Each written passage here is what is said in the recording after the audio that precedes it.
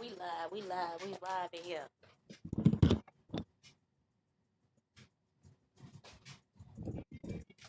I'm a few moments behind y'all.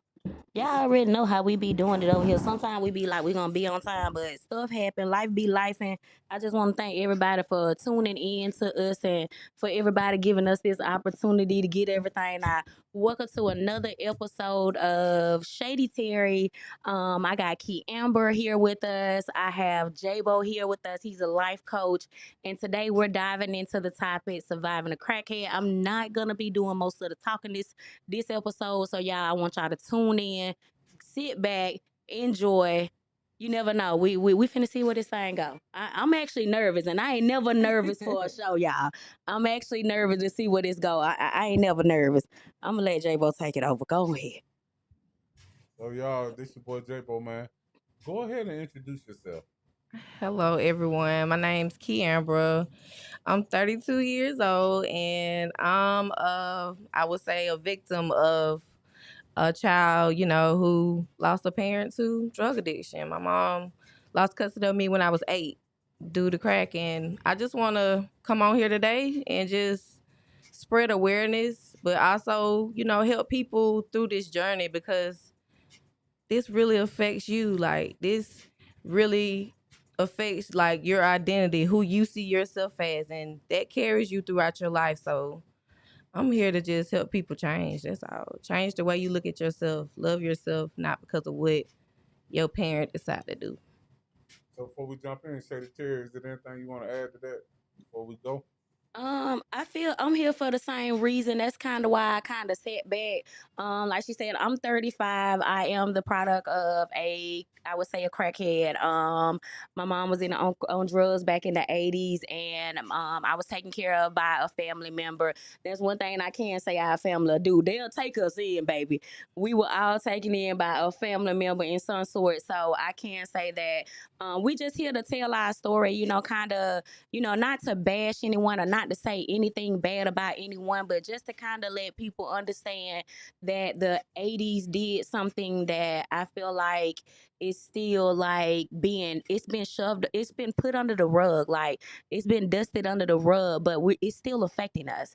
You don't hear about the crack stories, but the product of it, me, I'm still being affected by it. So Yes. that's what I came to share with people. I want people to be able to understand people more, be able to understand that people are different. Yes. We come from different paths. I work with thousands of people, and sometimes you people don't understand why you behave the way you do. So I just wanted to open the eye and kind of let people know that you can reach out. Like, I'm Shady Terry, this Key Amber, she gonna open up her platform. I want to be able to kind of like, and in order for me to do it, I got to share my story. I can't tell people to be real about what they got going on if I ain't ready to be real. Amen. All right, man. So as you move forward, you guys start from the beginning. So tell me about the first few years of your life, maybe the first 5 or 6 years. Can y'all remember back that far? I can. All right, let's talk.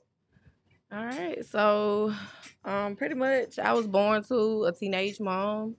My grandmother, she was an alcoholic, and pretty much my dad's side of the family took me in. I believe when I was born, I didn't go home with my mama. I went home with my daddy's side. Like, that's who, like, took care of me or whatnot. So it was always a split thing. I would be with my dad, then I would go with my mom. And so, majority of the time I was with my dad. So when I would go with my mom, like, it was different. My grandmother, like I said, they was a partying type of family. And we still do that to this day. Hey. But my daddy them, they was more on my auntie, she was like a what they call them, bootleggers. Uh-huh. But she sold cigarettes and ice cream. So she was like the candy lady everybody knew in the neighborhood. And so I was like, showered with everything over there, and it was different when I went over there. I was just like another kid. So, by the time I was 5, I ain't gonna go deep into it, but someone in the family did molest me. I told my dad's side about it. They looked into it. I really don't know what happened with the situation. Honestly, I do remember going to counseling, And that probably didn't last that long because I do remember like not just really talking to nobody about it. I started more or less writing stories and things like that. So at that time being, I'm like 6. My mother, she has moved to Jacksonville at this time. So she found out about it or whatnot. But I was on my dad. I was with my dad them at the time. I was just over there with the family or whatnot. But I started going from Jacksonville, Florida back to Montezuma with my dad's side. So pretty much, like I said, life would be different. My mom, she was young. She found her husband at that time being, and we struggled. We lived in the project, so it was like going from living wealthy, I ain't gonna say wealthy, but I was well taken care of, to we in poverty, like we're struggling really bad type of situations. But my mama always was determined, like she pushed, she got us through it or whatever. So like I said, I was back and forth. So, and it's crazy because I went literally year by year: kindergarten in Georgia, first grade in Florida, second grade in Georgia, third grade in Florida. It was like that. Fourth grade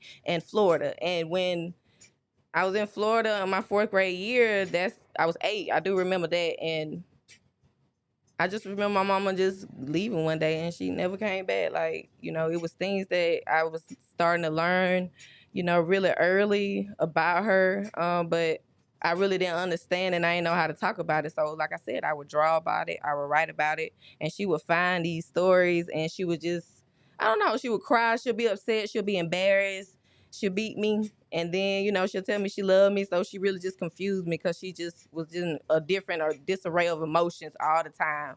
So I was just always on the fence. Like, I love my mama, but when it was time to go with my mama, I didn't want to go with my mama because I know I wasn't going to get as much as I was. And I know she was going to beat my ass about, excuse me, sorry, I'm Go sorry. ahead, But what you gonna she say? would tear my ass up. Like, literally, I used to get my ass beat. She did not play with me at all. So I don't know, but yeah, like when I turned 8, that's when my life really just changed forever. Like at this point, from 8 all the way to 32, I still don't have my mama back. Like she's living to this very day. She's walking this earth, and Ho. We're gonna get into the okay. past 8. We're gonna get into past 8. I, Shady Teri, go. she said a lot, and I want. Um, she said when she left and came back. When you left and came back, I want you to understand I never left. I never left. Like the trauma you received for a moment, I received my whole life. I never fucking left. Like, I don't really remember no good moments in my childhood. From the bottom of my heart, I don't remember nothing good. And this is not to say nothing bad towards anybody that raised me, because 35 years old me today, I'm so grateful. I'm so Yes. grateful for being able to know my family, but you was able to leave. So I just want to say, thank God you was able to Oh leave. yeah.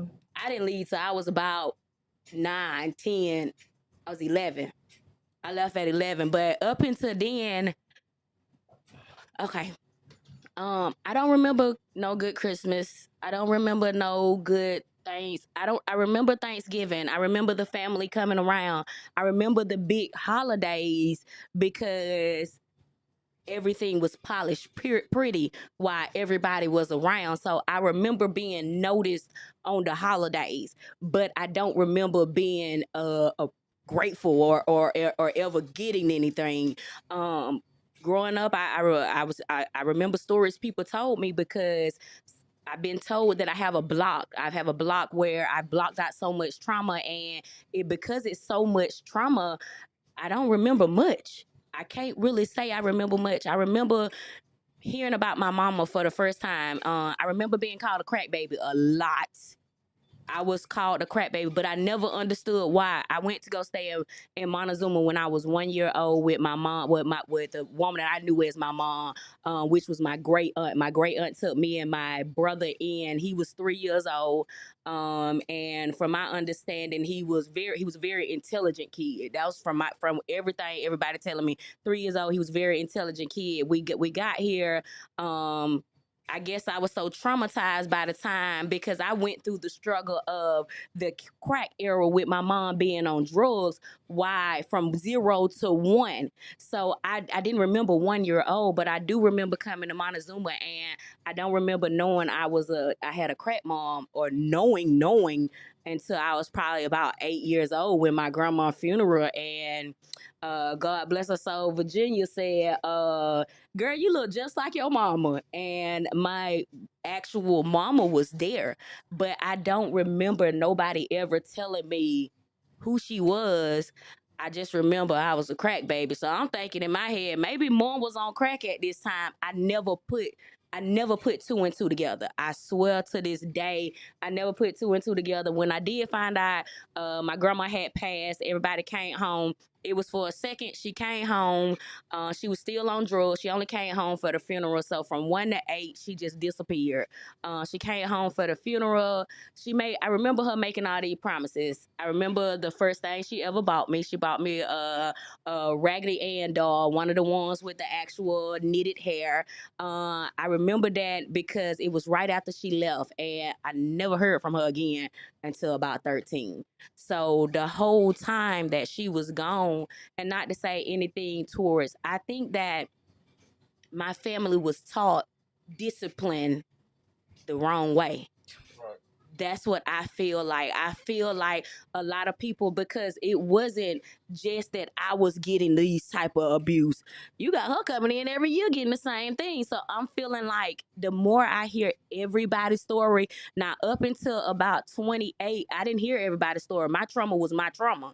By 28, I started reconnecting the dots to my family and started forgiving people. Yeah, we're Go gonna ahead, get go to ahead. that. I'm You know, taking a sip. we'll keep Nah. going. I like it though. I like it. Y'all on go. Describe first of all. Describe y'all. First of all, what's y'all relationship? She my cousin. Um, this is my And that's crazy. third cousin. Yes. Okay. My grandma, my Okay, grandma and your so grandma was my sister. great grandmama. Eve was my great grandmama. Uh-huh. So that was my grandma's sister. Okay. And so Bob you were Brown. my grandmother's what? Bob Brown, my first cousin. Your mama was my I'm second. we're third. We cousins. You know, ain't nobody got time for that. This my I cousin. just want the people to get the relationship and how close were y'all growing up? Like I said, I was back and forth a lot. I did not go over there a lot because I did not like to go over there. So they didn't really force me, but you know, sometimes my grandma should be like, baby, just go over there. That's your family. Like she always tell me that go over there, just we'll come back and get you. So I'll go, but then I'll be ready to come back. So, you know, it been times I've been over there, but I've also been subjected to watch her be abused. Like she done got her ass beat in front of me. And I'm sorry again, but yeah. I've watched some of the stuff she had to go through, and that's why I did not want to go back over there because I didn't get that type of treatment from where I was coming from. Like my dad had tore my ass up, but not to that extent like that. No. So when did you really like firmly grasp the role that drugs were playing in y'all lives? Because you hear things, but you had a point that you really knew, like, all right, my mom was a crackhead, right? Hmm. How does that make you feel, and what state does that put you in when you really grasp? I think I grasped it about 28 Okay, because at that point I started, when you asked how close we were, I remember Key Amber as a kid, but I don't remember much of her. Like she said, she was in and out, right. but I remember the connection we got when we got older, as adults. That's when I really gained a relationship with her. I realized we were more alike than we were, separated. So I remember her more of Key Amber as an adult than I do as a kid. I don't. It's a picture that we posted today. I don't remember none of that. We were little. She was probably like you 35, I'm 32, so I was an infant arm baby. Oh yeah. And you were probably like About what two? Yeah, I'm about three, 2, 3 she was years at the old. bottom, but it was I bit more. I more with all her grands and great grands like sitting right around her, all us in different ages. But yeah, I was an arm baby at that time. So good point. We had a couple conversations, and I've heard you talk about and I'm from the South. I'm from Alabama, Greenville, Alabama. But let's talk about the importance of the big mom in the family because I heard you talk about it, and I Oh want yeah. people to understand that. Um, I tell everybody that I hope one day I want to be a big mom. Right. That's my dream, to be a big mom in a family. The big mom is the person. It don't even necessarily has to be the grandma. It's the one that everyone always go back to. It's the house that Thanksgiving is usually Right. gonna be done at. It's the house that if you ain't got nowhere to go to stay at, big mom gonna most likely let you come in there. But that movie Soul Food, that Yeah, like that's what Big Mom is. Like, that's exactly what where I stayed at. I feel like I stayed in the big house because there was always a reopening door. I never went to Ambra house, but Ambra always came to me. It's a lot of people in my family that I never went to, but they always came to me because I stayed in what I consider in Black people big mom house. You know, the house that's no matter what going on, if it's a funeral, you gonna pull up at big mom house. It's gonna be the one she's part of the roots of the family. yeah. Right. So now we move on. We grow up a little bit. Things have happened. Mhm. Sexual things have happened. Mhm. Right. So my so I got a sister who was molested by our crackhead cousin. So what I know is now that changes the direction of your life, right? Because now you were introduced to something against your will, right? You wasn't ready for it. You wasn't mature. Physical things happen. Where does that lead you now? After when it happened, days and months and years following that. Um, I can say I think because I was so young, like I can remember it happening and everything. That's something that vividly can play back in my head. And like I said, I'm 32, and I was 5 when this happened, but I don't think it affected me like it messed me up, but it made me aware of what it was. So I was very curious about sex. So I wanted to know about sex. Like I would try to look at, inappropriate things of that nature. And honestly, it led me to like not having like the self worth I should have had as a young woman. It So made me a hoe. oh, I ain't even. I would say you don't growing put dress up, it up. yeah. I That's did. why I wanted to go with My it. Well, twenties. yeah, I'm just gonna be honest. I Growing shook up, that like thing. I had a shape, like and I perceived that as what would that's what I was like. People taught me because I had a big butt, type of thing, and it led me to chasing after the wrong type of men, just going through a bunch of heartbreak and just going through a lot in life and just having to actually like reevaluate myself and really find out who I truly am. So that it altered me. It did. I can truly say that. And the same thing happened to my mom. So like she was molested as a younger child as well. So I feel like that made her like hot in the ass. Cause what my mom was 14 when she had me. So that was very young. I had my first baby at 23. But I had don't live my life because I had been on my own by the time I was 13. Yeah. Yeah. So yeah. So I don't talk about that life. understand. I don't understand.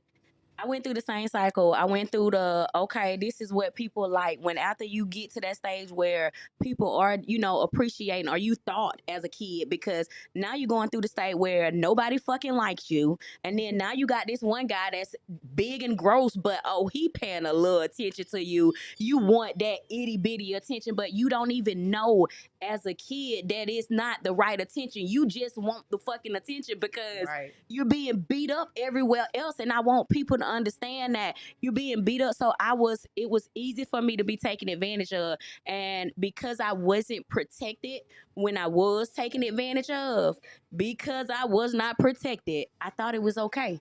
Yep. That's what men want. Maybe that's what I gotta do to get a little attention. So I did what I did in my early age. Your girl got to count, and I had to.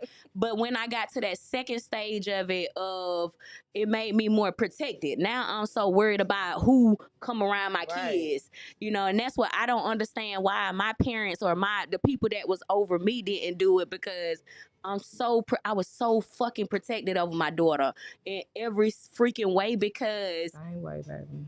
Got to. Nobody protected me. So it made me much stronger than I should have ever been. That's what I feel like.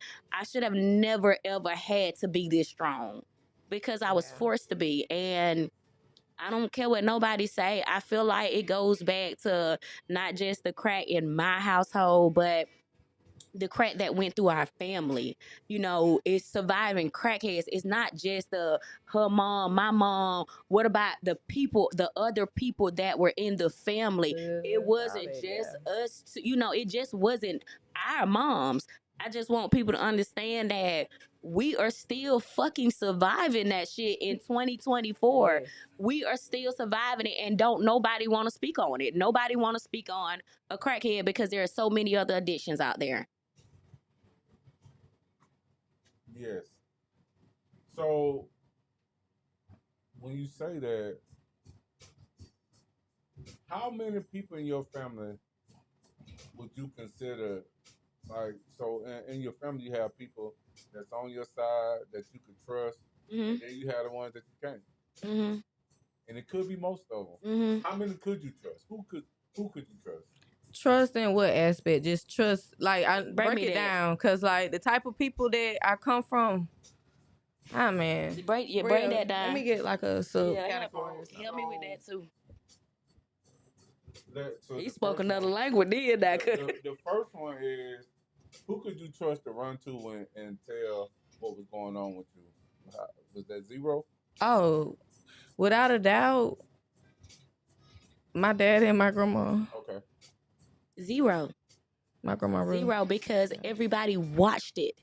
Everybody witnessed it, and I'm not saying that I was the only one that got it, but zero at the time. Zero. Even after I went, because I left that household for abuse. Even after I went into defect custody, even to this day, even to today, 2024, zero. And that's on She everything. ain't lying. Zero. I one. So who could you trust to just be yourself around? Honestly, Everybody like I it let me tell you, like the addiction thing, I had to grow. I went through like this whole course of emotions and everything. Like the type of family that I come from, everybody just judgmental, cause so once your parent get on crack, you labeled as the crackhead child in the family. mm-hmm, Like so mm-hmm, they looking at every little thing that you mm-hmm. do in your life. So I had got to a point where I'm going through all of this. I don't know how to express this. I don't know how to handle this. I don't have nobody to turn to. I don't have nobody to talk to. I'm just messed up. And I come around and thinking maybe I can get some happiness from my family. I ain't seen my family forever. Everybody don't came from Tallahassee, Jacksonville, all the family that's in Georgia. Everybody, we having a good time. And y'all want to pull somebody to the side in front of everybody and ask things like, very inappropriate things that that don't happen, to try to call you out or do nasty, disheveled things to you to make you like just act out. And I got to the point where I did. I snapped. I put my hands on some of my aunties, and I can say I have that, but they pushed me to that point. I couldn't take it no more, and I had to show them like I'm your niece, but I'm a person. You might didn't give a damn about me and what I had to go through, because that's how I felt growing up and going through my life. We didn't But have aunties yeah, though. not like no, but We like had y'all got so aunties. much to say and wanna, say this and that about my mama, say triggering things to make me do that. Mm-hmm. So yeah, I had to put my hands on a couple of my aunties before, and So after putting hands on her, I was wrong. I apologize about it. Like you when I grew you from felt it, apologetic? yeah, Yeah. I did. I was wrong as hell. I was wrong. But I had to, I at the time being, that's why I said, that's why I was preaching the other day about change. Like I had to change. I couldn't just I can't get mad and just do things like that. I can lose, everything I don't work hard for. I got people that depend on me now. I got kids. Like, so that I don't change my life. Like when things affect me now, I'm learning like I got to change the way I react to stuff, like straight up. But that was long ago, like a while ago. So Okay. And Yeah, you that's true. and you mentioned defects. Yeah, again, Oh yeah. defect custody. Tell us about that. I remember going into I remember it's clear as day. I ain't even gonna lie. To be completely honest, I was out there being hot in the ass. To be completely honest, I went home. I had some hickeys on my neck, and your girl got beat the fuck down. And I do mean beyond recognizable. I'm talking about there was nothing I could do. I feel like my family blamed me for going to defect custody. Not to say that I don't Thank you. I'm not happy I did, but I felt like they blamed me for going. I went back to school, beat the fuck up. What y'all thought the people were gonna do? Like, I don't get it. So my whole family expected me to go back to school and be like, "Oh, I just fell off the slide." There was nothing I can do. The proof was in the identity. I was hot in the ass. I went back home. I had got off of school that day. I went over a little boy house. Done did, I didn't do nothing. He just put some hickeys on my neck. I went back home, and baby, that was the worst beating of my life. That was the last beating of my life because I went back to defect custody, and when I went back to defect custody, when they went through the cycle, they told me they didn't want me no more. That was literally it. That's why I never came back. They literally told me Oh, I didn't that's know why I never that. came back. I didn't come back until I was an adult. They was like, okay, so since you want to tell them people on me, which I want them to understand, and this is for one of my sisters because growing up, me and her was like this. Like me and her was like two fucking peas in a pot, and we fight the most now, and we fight the most for this same fucking reason. Oh Like, yeah. like she taught me about my period. She told me how to roll my first blunt on the back of a red truck in the yard. She taught me everything. And then when I went to defect custody, and I know what I probably know why. She probably got, some of the ass whippings I was getting. She probably had to endure all of them. So, but after I left, they told me they didn't want me no more, so they never came back to get me, and that's how I ended up in Columbus, Georgia. Yep. That's how I ended up. Wow. So now go through high school and you become adult. Hmm. What does adulthood look like at first? Not today, but what did it look like at first? You in Columbus, Georgia, Hmm. and Scary. and and Scary. you're an adult. Talk about it. It looks scary because I had nobody. I literally had one family. I ended up being in defect custody. When I was in defect custody, I was that kid. When I say I was that badass kid, I was so damaged from the past. When you get beat so much in one household, you can endure a lot. So that's what I did. That's all I did. I was in defect custody. I fought my way out of there. And it was probably one of the worst things I did, try to fight my way out of it because I lost a lot of the benefits that I should have received, but I fought my way out of it. They eventually kicked me out, and a lady here saw my potential. I don't know what it is that she saw in me because if I would have been her, I would have never touched me. It was so much damage. A lady here, shout out to Jennifer Bush. When I say this lady changed my life from helping me get a job. I had lost my daughter. I was a 15-year-old mom because I told y'all I was fucking because, that's what I need to do to get some attention. Right. So I had done got pregnant. I was up here by myself and she left her job because she was at a group home. She could not have me in her house because I got kicked out the group home. I don't know what she saw in me, but like I'm forever grateful for her because her family, they changed my life. And I think it's because of the great people that I met in Columbus because it was like when I came in Columbus, I was embraced by so much fucking love. I can't even from every family I touch, from his family, every family I touch, I'm always embraced with love, and I think that's the reason why I am so healed the way I am today because I've been showered in love since an adulthood. So it was scary, but I had a whole lot of support from unfamiliar faces. Kiana. I have to rewind it back because adulthood kind of came for me early. I was an adult at like 13. Pretty much when I was 8. My mama, like I said, she abandoned me, and I had 3 other siblings. They were all the age of 3, 2, and 1. And their grandmother, they all got the same dad. Their grandmother ended up getting called by defects or it's whatever it's called down there or whatnot, but Child Protective Services. And the school was calling this stating that we hadn't been, I had been to school or whatnot. They wanted to do a well check. They came there, they found me and my siblings at the house. We were by ourselves. And so pretty much, they called my dad. My dad came from Georgia to Florida and he got me and they went with their grandmother. So that would save me from the system, but I was almost about to go in the system because I'm all the way in Jacksonville. My dad ain't on my birth certificate. He signed my birth certificate. So it's like word of mouth type of thing, you know. But he moved me up there. I moved back with, you know, my auntie was like our big mama in our house. My great auntie, that was the candy lady that I was telling you all about earlier. So, you know, I moved back there, and you know, things started, you know, being good. My daddy met his first wife, and things were great.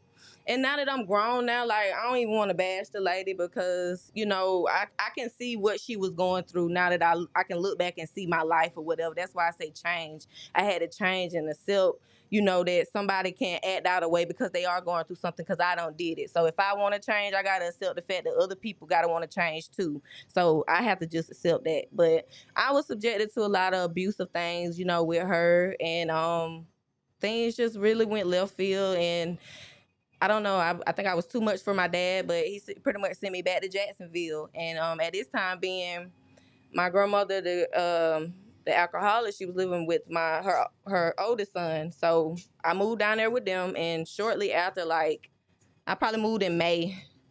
By September, my grandmother had died from cancer. Like literally, I moved down there. They wouldn't let me start school because my dad would not send my records. Like he was having a hard time. I think he was trying to teach me a lesson. I don't know what it was, but I sat out of school probably like the first 3 weeks because I did not have my records. They wouldn't let me enroll.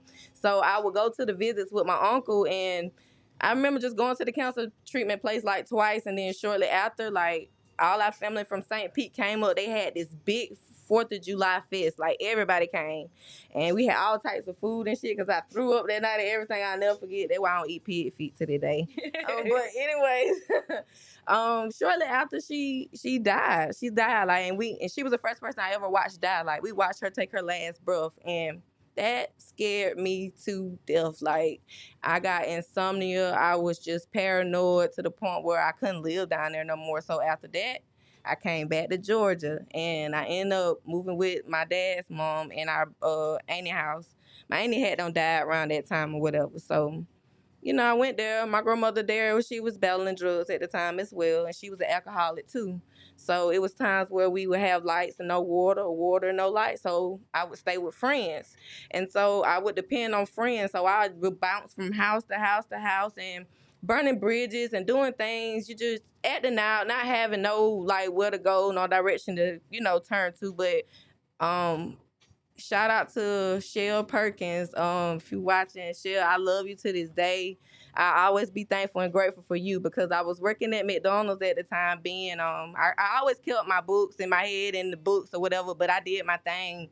I lived with whoever. I roamed the streets. I partied with college students. I was doing it in my teenage years or whatever. So, but Shell took me in, and I graduated from living with Shell or whatever, and you know, she helped me get my license and everything. I got my first job after McDonald's at the Huddle House there. I waitress there, and I hit my first deal leaving Montezuma to go to Perry, and I was like, I'm getting from down here because I don't like to drive this long. I hate the drive or whatever. So I ended up moving to Fort Valley with my sister them, and I got a job at the local Waffle House in Perry.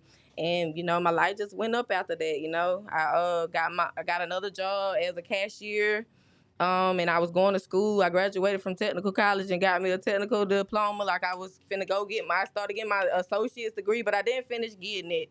But I became an assistant manager at that gas station. I would later do that for 6 years. And then, and while I was in school, you know, I met my first child's dad or whatever, and we had our little thing. But at this time being, I'm like 19, 20. So I'm just wow, just living life, just doing what I want to do. I made me some bread, kept my body together, kept my hair, nails did, just taking trips, doing my things with my girl. That's what I did. And then boom, I got pregnant at 23. So then life just completely changed for me. And yeah, after that I just slowed down, and then it's like every damn year I blanked, and it's another baby, another baby, Right. another baby. That's perfect. So this is a two-part question. The first question is where you at now. Um, how has your past affected motherhood? Oh wow. I love those people more than I love myself. Like honestly, it took me to have these kids to realize like I am somebody, because just growing up and going through the things that I went through in life, I didn't have no self-value, no self-worth about myself. Like I really like I had got to the point in my life like where I just realized I didn't know what I wanted to be, where I was going, because I was constantly in survival mode. Like the way that affected me, I've been working since I was 15 years old. Like if I don't work, I don't get. Nobody ain't buying me nothing type thing. So it's just like that's how it's always been. So I have to go even 10 times harder now because I got people eating off of me. But yeah, that there it just makes me love them more. I just go hard for them. I be want to give up. Life hard as hell. I know for everybody, Yeah. but they keep me going. Like, and I tell myself every day, like, I can never end up like my mama, like, but I want to keep showing my mama, like, this what you supposed to do. You don't see me struggle. You don't see me fall off. You don't see me lose everything. But I ain't never give up, give in, go smoke no damn crack or do no crazy shit to lose my kids. Like, I love them too much. Like, they are the fight that I needed in my life, and I'm so grateful for them. So that's why I just don't understand, why she couldn't have that for me. That's what really messed me up in my adulthood. I pondered and I tried to fix that, but I had to realize that she have to want to change for that. I can't do it for her. She gotta want to do it. You gotta want to do it, Christine. If you watching, straight up. Yeah. I think it made me more cautious, very more cautious. I'm more cautious with my kids, and it made me more protected than Oh, the norm parent. It made me want to hold them. It made me question my mom a whole lot more too, though. I ain't even gonna lie. It made me want to realize, how could you fight this urge? Like, what urge could be better than this? Like, so it did make me bitter towards her a whole lot more as a mother, because it's like, I don't get it. Like, I could never get it. Like, I could never get it. and I don't mean to cut you off, but I've witnessed my mother get high. She's gotten high in front of me. Gotten high and came to an event or came to a family member after we don't came down. You don't wanna, you don't wanna see that, because that broke me in so many different levels. Like, I'm already feeling helpless because it's like, damn, the years just keep rolling and rolling. Like, when she gonna wake up? When she gonna finally see? And it's just like you constantly have to be subjected to just see this person in this state, and just be thankful that you didn't have to see that, because that's like the worst feeling ever. And it's like, I don't know, like, I've looked in my mama eyes before, and I've seen nothing like soulless at times. It is, it's a lot. You don't want to deal with that. Like, you don't ever want to see your people like that. And that's why I came up here today, because whatever drug it is you addicted to, that it'll make you want to just abandon and leave your life, especially if you had kids. Please don't do it. Don't make those kids be subjected to see things like that. And it's just like, I don't know. I get emotional about it because I have to see it. I have to see it all the time. She don't care. I She feel just like don't care. you see it from a different angle. I feel like I'm after the crack. My mom is not on crack no more, but I still feel damaged from Yeah. that shit. I still feel like she know I'm from the crack. I read up on it when she started getting clean, and I read up on it. It's when you been on any drug so long, it give you mood change. I feel like my mom Oh yeah. is not connected to love because of crack. Does that make me hate her? God knows it don't. It just make me question the relationship, because my mom has been clean for a while, but I don't feel like, I feel like drugs happen and we happen, and because we was only a speck of the moment and the drug was so long, it's always, she's never chosen us first. Went to all the kids, for all the kids that came after, I just feel like we were never chosen first. Even to today, she's not on drugs, but because of the damage that it has done to in the past, from us not being connected, I don't know her. I don't know Karen. I don't know her as a person. I'm getting to learn this pretend person that has already been damaged by drugs. So I never really knew my mama. I don't know this lady. And I feel like I would never ever really know my mom before the drugs. Like I would never know her because it's so much of her that has changed since then. When I hear about everybody else stories and how she was so impactful in their life, everybody loved her, how she was the life of the party, and how we are so much alike. I don't see that. I've never seen it. So when it comes to me as a mother, I just don't fucking get it. Like I could never get why she walked away, and I can never get why she never came back. Okay, so the second part of that is, how does your past affect your relationships with men today, like dating? Woo. Mm, Ooh. I never knew what love was. Right. I never seen I never seen nobody be really in love. Like today, to the right now to this moment, I'm making this shit up. I'm figuring I ain't even gonna lie, I'm making this shit up. I'm trying to figure I've never seen nobody in love. I remember my mom and dad being together, but do I remember them ever kissing? No. I don't remember them ever holding hands. I don't remember them ever saying anything about going on a date. I don't ever remember love. I remember everybody getting together, doing what we doing, going out, having drunk. And even with the love stories that I seen that was painted, by the time I became an adult, the picture was so blurry. The love itself was so damaged where, people had cheated within the marriage. I never seen a successful love story. Never. So I'm just making my own up. Right now, I had to, and I think that's what happened. I fucked over a lot of great men. I do apologize to anybody I fucked over. I fucked What? over a lot of great men. I'm not even gonna lie because I was just making that shit up. Like, and after I learned what I was doing wrong with that one person, then I went to someone else and I could kind of see, okay, you don't need to do that dumb shit no more. So I feel like I just had to break a lot. I had to get my heart broken a lot and break a lot of hearts in order for me to actually learn how to love because I've never seen the true story. Only what they show on TV, and we all know they ain't real. Yeah. I can say for me, baby, my daddy was a ladies' man. This yellow, tall, handsome, skinny guy with these green, brownish eyes. He got the latest shoes on. He fresh. He got the flyest car. He's selling dope. Like, I'm talking about, I had What a love. 100,000,000 stepmothers. Like, it had its ups and downs or whatever. And as I got older, like I said, I was starting to get the attention too. So I liked it. But then, after getting my heart break so many times, like, I started not knowing how to handle it. So I think I harbored on the things that I should have like let go a long time ago because I was just so afraid of losing, somebody or whatnot. But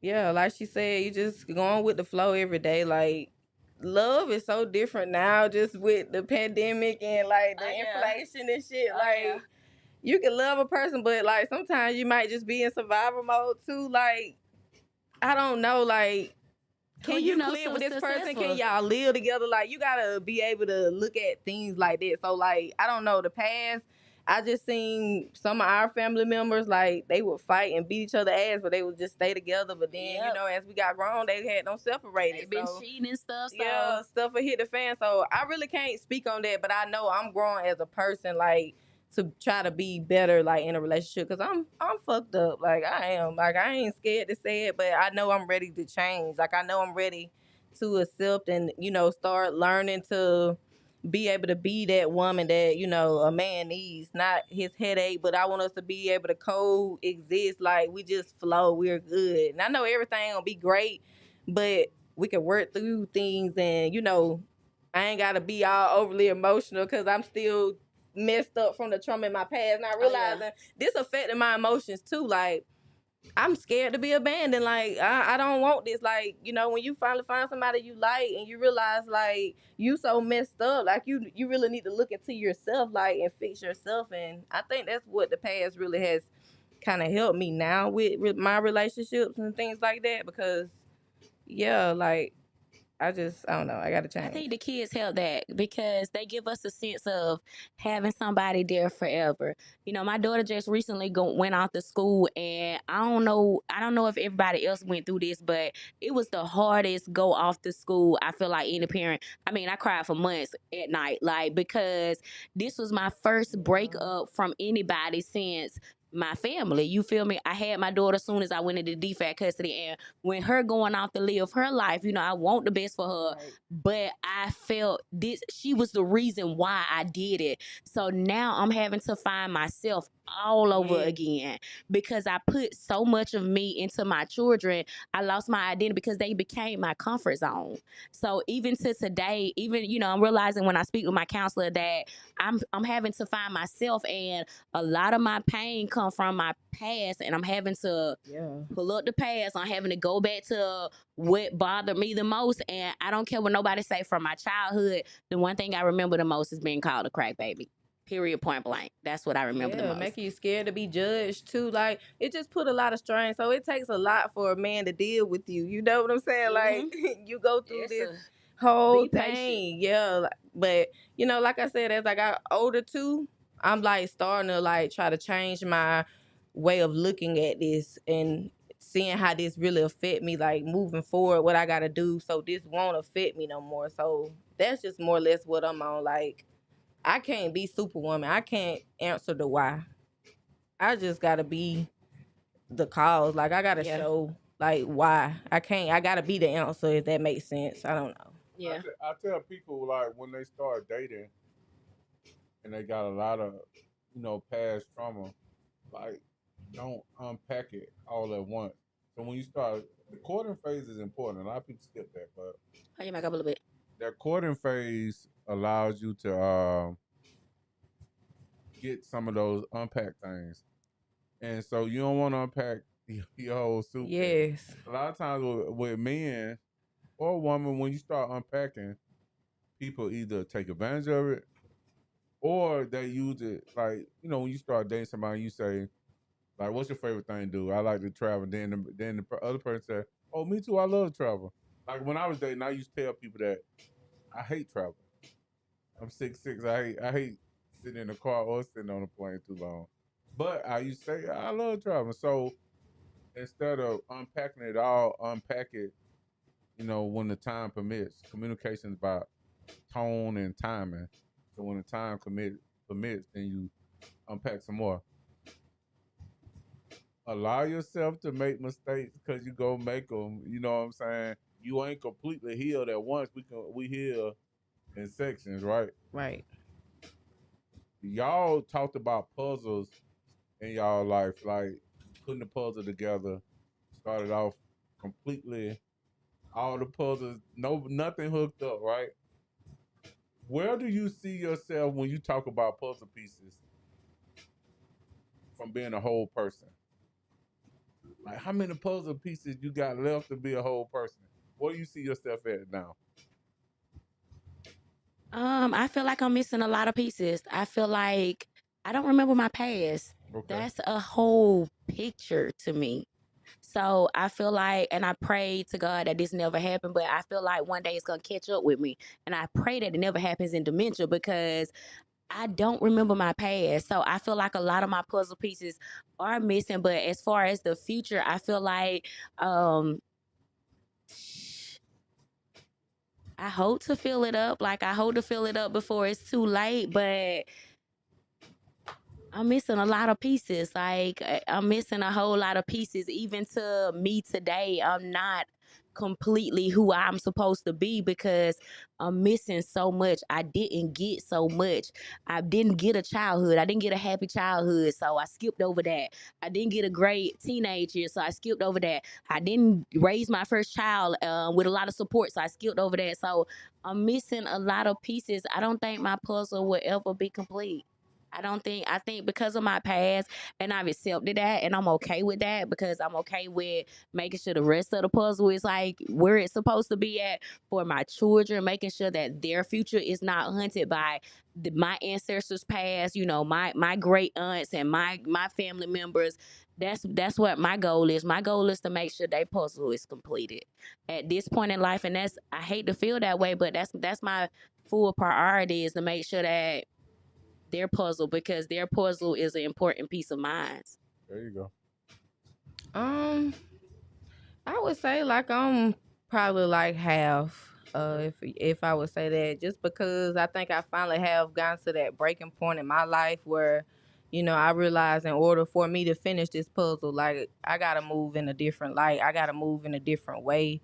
I gotta figure out what other pieces that, I need to put together to fit over here. And it's just like everything that made me whole on this side was like negative things. So maybe I need to get everything that I can possibly do to make a positive on this side just to create equal. Cause like people always say, oh, forget your past. I don't never want to forget my past. But I also want to change the way my past affect me. You feel what I'm saying? Like people been telling me for a long time, and I say people, but I believe it's God. Like the more and more I'm starting to get to know myself and just want to learn about my being, why I'm here, to figure out my purpose. Like I realize like people have told me this. I can remember them saying, "You got a story. You're gonna tell it one day. You're gonna help other people." And that's what I want to do. I don't want nobody to go through what I went through. I'm 32 years old with 4 kids now, trying to figure it out. But you know what I'm saying? Like if I can help a young child that, might need it, or a young teenager like it was when I was growing up, if I had a little bit more support, like instead of getting rebellious and just getting out here and just want to live my life, like I went down a lot of wrong paths in life that could have been avoided. Like I just want to help and be guidance to others. So I think that's like my whole purpose and thing of my other side of my puzzle. Okay, you do a good job of leading to the next question. So look, you walk into a room with a, let's say, 10-year-old girl who's going through a lot of the same stuff that you went through. Let's have that conversation. What do you tell her? What do you want to tell her? Honestly, if it was a 10-year-old girl and I'm reflecting back on 10-year-old me, I would say run. It's not your fault. No, it's like it's nothing I can say. Like I had to be taken out that situation that I was in. So it just depends on the situation that we are talking about. But if she was like just to herself, like I don't know, just tell her to love herself. Like don't blame yourself for what your parent or whoever this was that did this to you. Learn to love yourself. Learn to try to find yourself. And I know that might be hard to tell a 10-year-old person, but forgive yourself. I don't know. I just really don't. I really ain't honestly healed that inner child in me as well. And I understand now that's where a lot of my raw, crazy emotions come out sometimes when I'm upset or I'm angered or I feel a type of way, because I still reflect back. I can still feel like that child again. So I honestly don't know how I could fully like answer that question so I can fully I heal feel from you. that part. And that's why I say, I would um, tell me I'm beautiful. I would tell me you're yeah. beautiful, you're important. Like if I could just sit back down with 10-year-old me, like I would make her believe that this right here is gonna pass, baby. Like this is just a speck of your life, because at 10-year-old, I felt like that shit was forever. I Oh, felt like yes. it was forever. So I would probably say, baby, like, just keep being strong. I promise you gonna make it. Like this is just a speck of your life. I promise you. It's a speck of your life. It's an important part of your life, but it's a speck of your life. So look, we talked about the beginning, we talked about the middle, we talked about the present, we talked about talking to the little girl. Where can we go forward now? How do y'all see moving forward? Where you see yourself in the next 5 years? I wanna say, when it comes to this topic, I wanna say more healed. Okay. I wanna say more Absolutely. open. I wanna say um I wanna see a real relationship between me and my mom, not something that's, I want to see some type of healing, like on both parts. I want to see some type of acknowledgement, like, I'm sorry, fuck, not necessarily saying you sorry, but Can I you want to. initiate that conversation? We had the Mhm. conversation, but I don't feel like the healing has ever. Having a conversation to me and speaking and actions are two different things. Right. It's two different things. My mama wasn't there for my life. So I feel like it's a slap in the face that she's not there for my kids. Mm. To me, Oh, I can never forgive you for that, because right now we are in two situations, but two past situations that's separate. But my mama is not on, she's not on crack anymore. So I feel like That's how I feel. Like I don't understand. You fucked up with me. You fucked up with me. You know, this is your opportunity. I will accept you. I will be your daughter. I will forgive you. Be a fucking grandma. Call them, check up on them, show them all the love that you didn't give me. So I want to be more healed. I ain't even gonna lie. I want to feel. I want to be able to have this conversation and not get teary inside. I want this to be a testimony and not um snatching off a bandage. That's what I Right. want. Um, and just to just piggyback off what you did, I think I've healed more than that department. I've been there. I begged my mama. I plead my mama. I've even fell into giving my mama things so she can money so she can get, you know, things that she need for her addiction. And no matter how much I beg, no matter how much I plead, no matter how much I cry, snotty nose, my big ass all on the floor just falling out, because like I really had to grieve my mother in different like aspects of her drug addiction stages. So it's True. just like I've been there. And you know, at this point, when I had my first son, my oldest, he's autistic. That's why I say I feel like at the end of the day, like it's so many different things that have happened in my life that so many people to this very day are dealing with. And people like, you know, people come to me because I be open and I be honest and I really express that. But you know, she was kind of there for my first child, but she just fell off after that. You know, like my last three babies, they don't know her. They don't really know her like that, you know. And she ain't never really got herself back on track after that. And, you know, that really was a slap in my face as well. Like you said, it makes me angry. But in the next 5 years, that's why I say that's one part I want to change about myself. I don't even want to be angry about that no more. Yes, That's her loss. that's exactly That's how I her feel. loss. These amazing children. My son has a story, like my own kid, like his journey with autism and things. Like people have seen from what I've been. I was open and honest with everything. That's why people come to me. You know, people be shamed because they be so scared about people. So what? People judging you. What somebody gonna judge you gonna do for you? Nothing. I had to learn that. I had to grow and heal in that department and not care what people think or have to say about me. I don't care.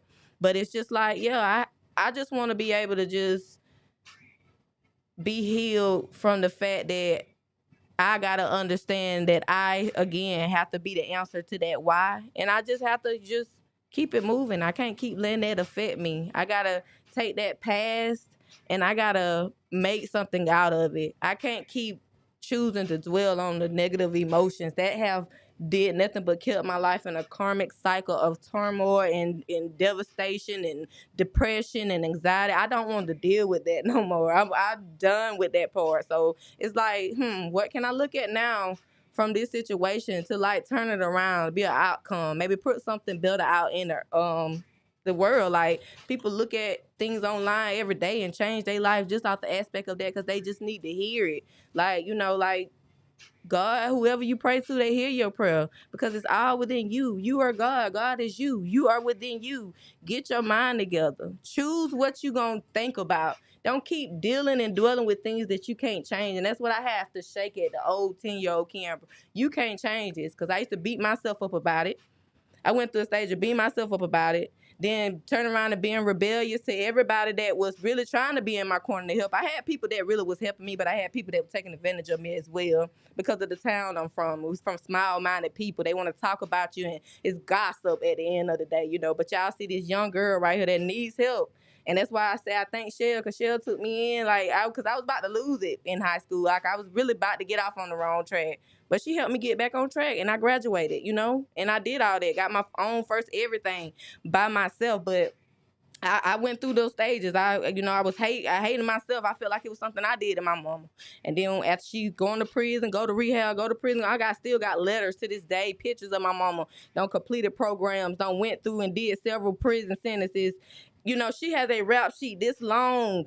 If you look her name up on the Florida DOT thing or whatever, I'm like right there I'm next to talking you. about Yeah. DOT, but the inmate search, like she has a whole list. So it's just like, I don't know. At one point I was so angry, would I just want to disrespect her, and I would do that. Like my memories be come up in Facebook. I'll be so ashamed, but I say thank you God for growth. Like you can see yourself at growth. Cause I used to just bash my mom. Used to be mad, like I just didn't understand. But then I got to a point where I felt bad about that. So then I tried to buy her love. At one point, I feel like I could really buy this lady love, and it just showed me like nope, like God was saying nope to everything. Nope, that's not gonna work. Nope, you're just gonna have to find another approach. So this is the approach that I want to do now. I want to help other people that have been in my situation. You feel what I'm saying? Like, you got to pick yourself up. Like she was saying, she going to tell that 10-year-old girl, pick yourself up, believe in yourself.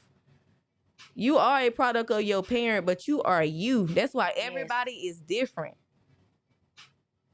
So that's why I want to be the next 5 years. I want to be in a position where I'm helping people like me. And I'll be done found another way to pretty much deal with this situation with my mom. Like I ain't gonna never give up on her.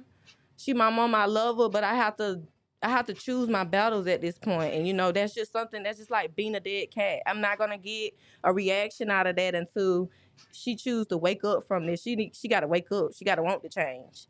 And I feel the same way. I'm at that same state where it's like, if you don't want it, like I'm not gonna do the work no more. I went through the same phase as her. I'm gonna buy my mama. I'm gonna always do this. I'm gonna always show up. I'm gonna always be there for her. And then I started realizing that the love wasn't pulled back into me. And when I love my children, I know how I feel. There's nothing that they can want that I won't go get. Or so I started realizing that the love was being poured one way. So and I'm at that state where I just want peace right now. Right now, I want peace. I want to do my own thing. I don't want to be the crack baby no more. I am in Terica. Like that's where I'm at in life right now. I'm in Terica. I'm no longer defined by the terms that were used on me as a kid. The terms that my family gave me. That's what they named me. I'm no longer connected to it anymore. I'm thankful for it. So is there anything else y'all want the people to know one by one before we get off? Anything else y'all want them to know?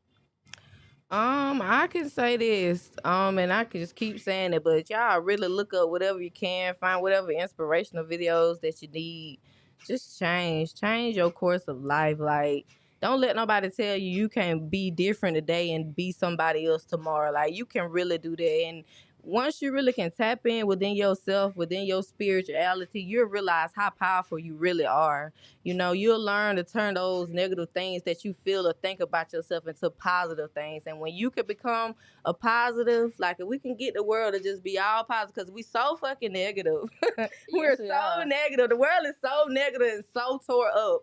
But if we can get more positives, more people just thinking in a more broader and better situation, yeah, we know things can happen, but let's keep pushing and try to find other solutions and ways. But if we can keep knocking all these positive out, we might, fix the world one person at a time. It might take, but just believe, like, and love yourself. That's all I gotta say. Like, please, If I could say one thing is follow Tiff Tat on all platforms. please, I was definitely gonna say that first.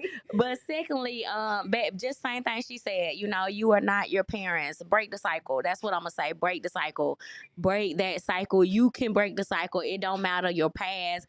I don't care if you was that kid that was forced to be in special ed. It don't matter. Your past does not predict your future. I promise y'all. I promise you. I've seen some very beautiful flowers come out of some really ugly gardens. So hello, somebody. I definitely think that would be all. Love yourself. That's it. And tune in again because we bring you back. Yeah, we coming back. We got some more topics to talk about. We bring you back too, JBo. You don't got me over here in my tear mode. Now you gonna have to come back It's a too. touchy situation, Yeah, though. he'll heal it, ain't he? Yeah, I mean, I like this little talk show thing. I do a live talk show in person with an audience. So I mean, I love this stuff. Y'all, this was beautiful, man. Y'all beautiful women, beautiful story coming from where y'all came from to where y'all at now. Yes. That's a beautiful story because a lot of people ain't here to talk about it, right? True. Oh. Because that can lead down a ugly path. Y'all had a path, and then now look at y'all, right? And now we moving to a positive area. I say follow tit for tat, man. I mean, Thank it's you. a Thank lot of you. it's a lot of big things going to happen, man. I see a lot of collaborations. I mean, follow tit for tat. definitely. Any advice from you to us, like on our future path, on our healing path? What is something you feel like we should just pull more into? So, two things. One thing, everything you do, you gotta laugh. And so I'm a positive person. I'm a serious person for the most part, but I laugh a lot. Okay. I mean, people know I'm married, and me and my wife, we laugh at even the negative parts of our relationship. We laugh about it. So if you laughing, it's hard to Feel that pain experience for the it. hurt, Yeah. right? Well, we goofy. I don't Yes. know. We is Yeah. some food. Like So I don't think people that's know right. they can tune in either her snap or mine. We got a story to don't tell. lose it. Like Don't lose I it. love to be goofy. Like that's one of my personalities. Like we gonna have fun. We gonna Yeah. laugh. Yeah, so don't never lose that. And then the other thing is like don't beat yourself up for nothing. I mean, Yeah. I tell people you when you picking like I plant, and so when you picking stuff out your garden, you can pick and you can open it up and it can be bad, but don't stop, right? Because Please don't. it's still more fruit and vegetables out there. So keep picking, and when you pick the right one could change your life forever, right? Absolutely. And time is of the essence. You're right. So start. That's why I say start. I don't give a damn if you start in a minute. Whatever it is, go ahead and change. That way, if you do decide to die, I'm not saying like that, but Don't we say don't it know like when that. we gonna go. Yeah. But whenever you do decide to leave this earth, at the end of the day, at least you know you tried. You know what I'm saying? You know you tried. We don't know what's gonna happen next. It's just gonna happen when it happens. We just have to see then. Yep. You know, you got your birth year when you die, then you got your death year, and then they got the dash in the middle. And it's a little small dash, but it means everything because Exactly. that's your whole life in that Yep. dash. I never even thought of it that Me way. neither. That was Yeah, beautiful. Yeah, you yeah, done put you know. some shit behind that little dash now. Yeah, that's your whole life in that little bit of dash. Love. So this was great, y'all. Thank It you. was. Thank you. All right, y'all. We're gonna wrap this thing up. Welcome to another, like we said before, tune in. This show is gonna be up. We keep our shows up for 2 weeks. After 2 weeks, Matt Man gonna pull this thing down. He gonna re-edit this thing, put some stuff inside of it. Also throw some commercials in it, and also throw where you can find the people at. If you don't mind, while we in here, before we get out, we're gonna start out with Combat Zone because you know came in here. I love how you so humble. Tell the people about Combat Zone before we get up out of here. And Kiara, I want you to tell everybody how they can find you. Okay.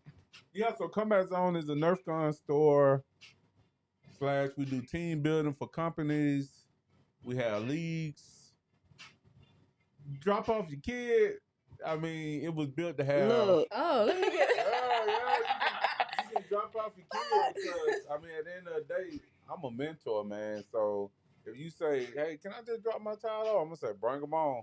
You know, Okay. so I mean, our building is in Smith Station, but we have a mobile part of that where we come to your house or we come to your business. We got a couple things going on right now as we speak, fall festivals.